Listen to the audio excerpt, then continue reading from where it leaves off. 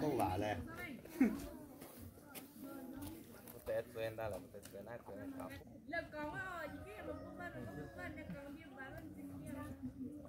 giờ mình lo cho ít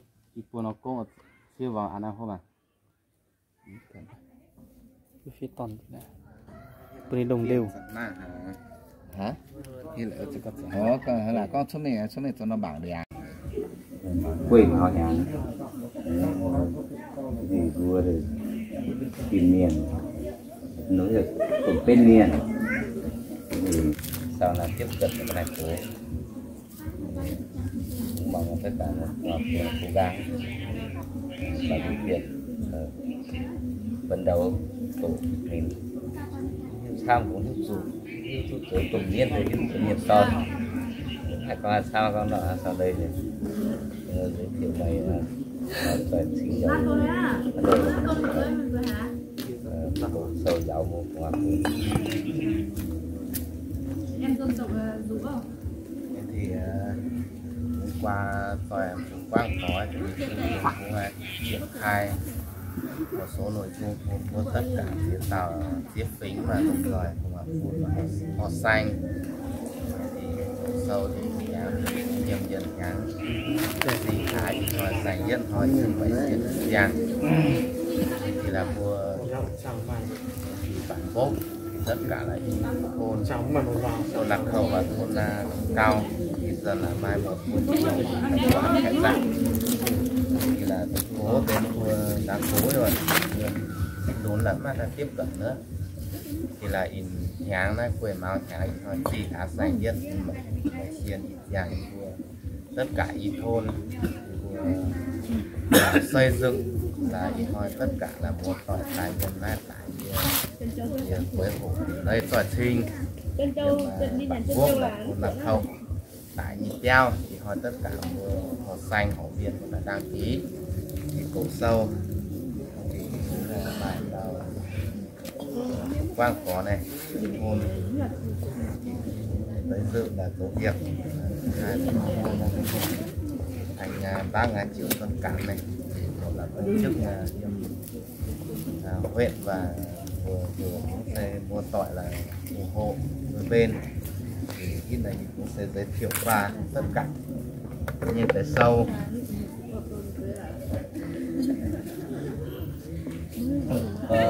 họ xanh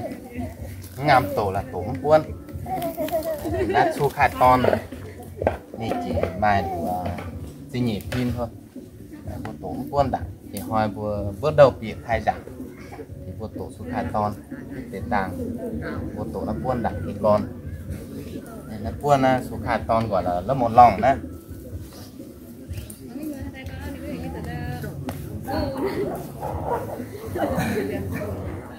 quân là chi chu thì của con khe là cái hệ dìn chi chu thì là nai này gọi là toán gọi là lớp 2 nai thì gọi là quyển môn toán thế vua sẽ tổ thế thì vua sẽ tổ quân thì số khai to thì vua sẽ tổ thắng quân về tiền là người trong hoa về có gì để về quân là trên quân tổng số khai là như lỗ khai quân là tổng trên quân thì vua tổ số khai to thì tổ tổng số khai thì vua tổ tít su thì vua tổ trên quân nó gọi là lớp 3 thì vua kê miền ấy vua cầu trên quân ấy lớp 3 rồi thì tế vua sẽ tổ thì đây này vàng tròn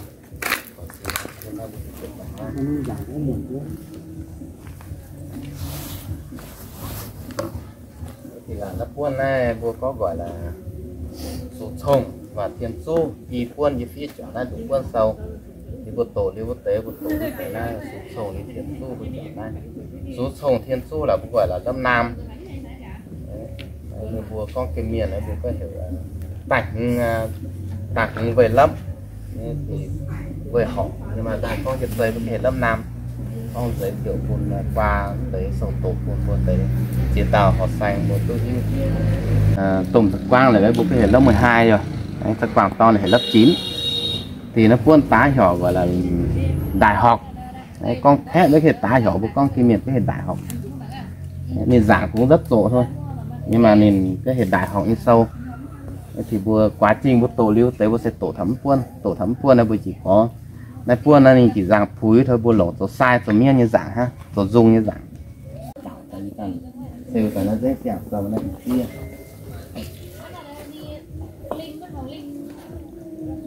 xài dung thì vô phía ít chia là vô con xuống nhiệt tiểu tiết thông là vô chiếu gì non hình thì các loại hình cho nhiều là vô hiếu để vô tổ thà nó xài dung sâu này thì vua cho khỏi tàn sai lỗ này nó xài dung sâu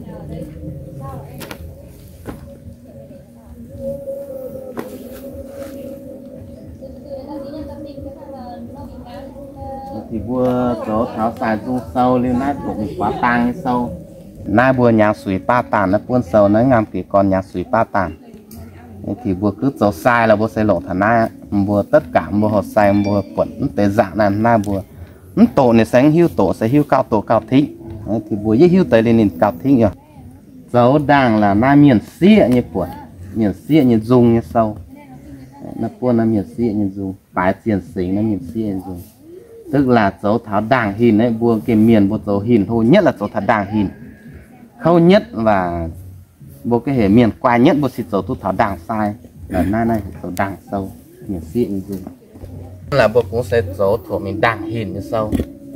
nay bùa bịa đằng hình bùa sinh hùng bùa sinh hùng tài lưu bùa trước khi bị hình bùa vẫn dấu hai hình bình thường thôi sinh hùng về bùa điếu phó miên lưu pháo gang lưu khỏi tàn sai chip miên chỉ khỏi tàn lưu bùa xịt thảo sinh hùng lưu giật câu ít sinh bia mà tạo ít chia bùa sinh chẳng trình ít chia bia lưu bùa sẽ xuất bạc trong tiêu bún tàu nhỏ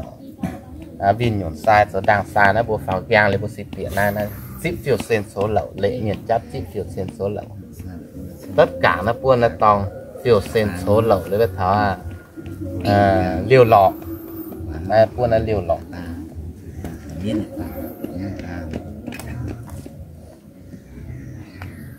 nay cũng sẽ thuộc mình nay đây cũng số đằng hình như sâu nay danh số sai số miên như dạng thì là số liều lọ đây nó buôn nay đây cả tiểu sen số lẩu liều lọ che tiền nó buôn nó bất sinh hùng số đằng hình hoặc là nó buôn nó số vàng chỉ đấy vàng chỉ ấy thì bố con vừa bốn cái hưu số miên cho con bốn cái hưu mình sinh hùng nay nay số bố có số vàng chỉ ấy bố số là án quá bố hát phím miền bố số là án bố mai là án bố số nay lỗ quân nay nó vàng chỉ số vàng chỉ sinh hùng thì là hít quá trình là như cũng in hoa nó quê máu nháng thì chỉ hát xanh nhất thì in hoa mấy ít giang thành lắng canh gọi là cái mài mịu vừa nay bản bộ mà mịu tất cả bộ lâm bình bộ xe cái miền vốn mà mịu thì nó phải phím mài thôi bộ tổng bên mà mịu thì hoa vừa tất cả y thôn thì vừa phối hợp tại bộ thành lập nom gọi là thành lập nom tổ trưởng thành lập mà bua số nhóm thì bua kia miền là bua tổ bua khai giảng thì hơi gọi là bua khai trương. Đấy, thì khai giảng cũng quá trình cho giới thiệu tất cả các sâu tổ thì bua từng cái này cố tiêm mã cũng mà nhiều tổ toàn chơi được thả này thì cũng đăng ký tiệt tổ thì cũng có quán triệt là nó thì là bua đã trước khi bua tổ khai giảng ấy thì này tổ ngay thôi những hai cái chơi giảng không bữa tổ nó xuống khai to nó chỉ đủ để trao vì hiện nó giảm thôi. Thế thì là bữa tổ ít là bữa tại tổ này khai giảng thì hiện muốn cái mình tổ phổ thông thì muốn tổ ví dụ hiện bữa tổ chàng hoi thì hít từ hít khai giảng từ hít là tổ bài lưu một tổ chàng hoi hít một tổ thang hóa gì búa một thang hoáng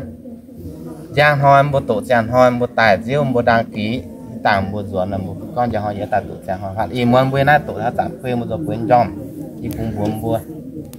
thì là tổ tha giảm mua mình tổ phổ thông là mua cái mình tổ vua vua tổ vua hát giảm vua nghỉ vua doán ta vô phấn anh ôn vua như sau khai giảm xong lưu là vua tổ tha giảm nghỉ hè vua liếm tổ vua thì doán là vua tiếp tục tại tổ là vua tổ cái liếm vua tổ lại quân tổ tha giảm tong y bùa tuần tóm buôn bùa lùm rồi tổ tu hên tổ tu hưu xiêm là y bùa tuần hoặc là thả nhẹ bùa hưu buôn thì là bùa phá tổ phải buôn, tức là bùa phá lớp rồi, nay gọi là lớp 1 thôi, lớp 1 lòng ấy, gọi là một.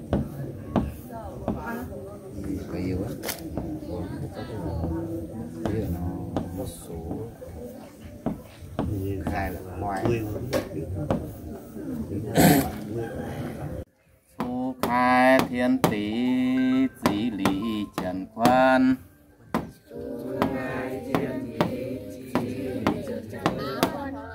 tổ á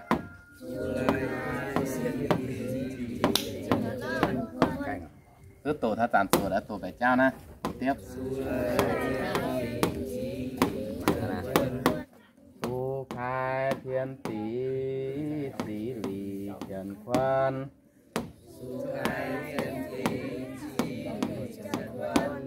số xì lại vang xì tù tu vần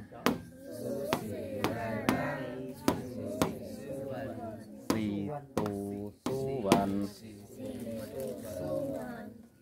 phu khai thiên tỷ dĩ lý trần quan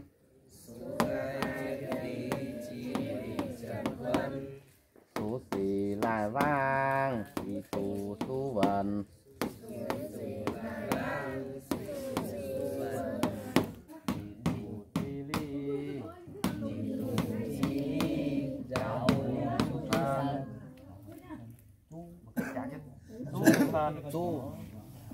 chú sẵn dạy phun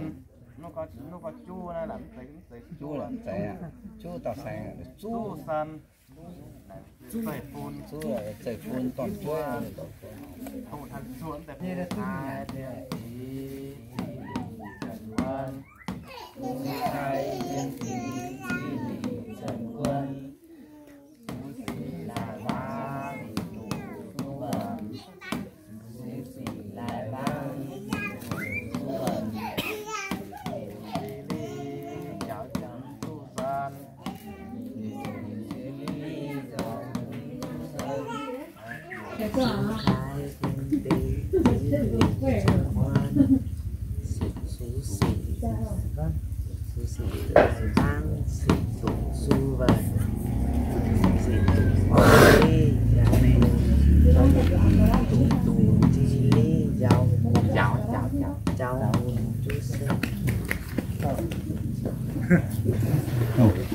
tạo giỏi rồi đó, tham mua bác cái này nào, đấy, thành giảm đấy.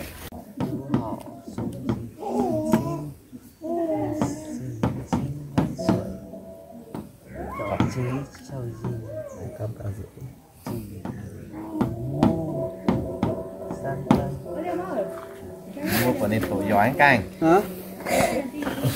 Phu khai thiên tỷ dĩ lý trần quan số xì lại vang xì tù tu vần dị tổ chi ly cháu phú Cháu cháu hướng phu sơn theo niên sao niên để họ số thị sơn xin chỉ xin lái xuôi rồi chỏ chọn chí chí châu gì phú phú mô cổ phân phân mua lồng giòn mua hộp xanh mua tổ soi thì mua tổ cái liu pin na cái liu pen na thì muốn mua tổ như phán tổ hoặc là cho hoa sĩ tổ Thải cho xin tổ nào cho mà tại tổ á tổ tháo tạm niệm tổ đi là bạn con bây giờ hoa sĩ tổ là cho hoa bữa tổ cam này mình á thì muốn mua tổ cái tổ cô cha hẳn cái tổ để như là tại thái ôn lại phải nhưng mà ý muốn gì mà sâu mà cũng mua to mình đó thì cho họ muốn đặt tổ đi quay thì cho họ ôn thật chùa ôn thật chùa tới nay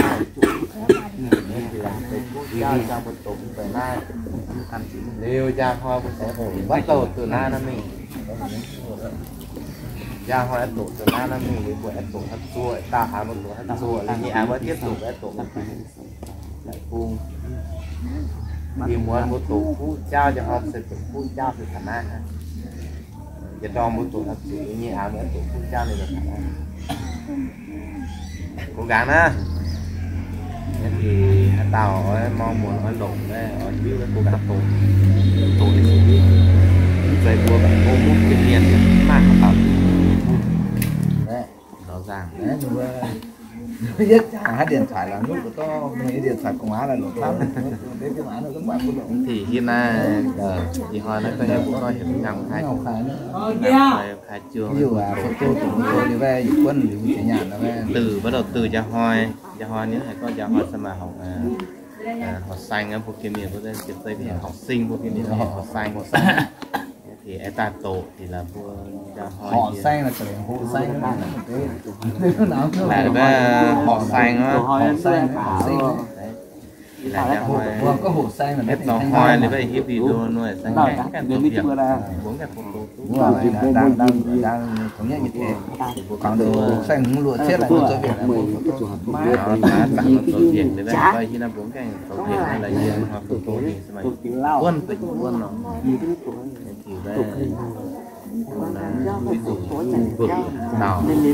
dân là run thì gia năng thì làm quân thì bên ruộng tôi lồng bè con ở như này quên thì tôi ở của tôi không có đúng thì đó tổ chức con hát tặng cái việc mà không nhìn lâu dài một số mình lâu dài với buộc phải tàu nhiệt làm quân nhiệt làm quân này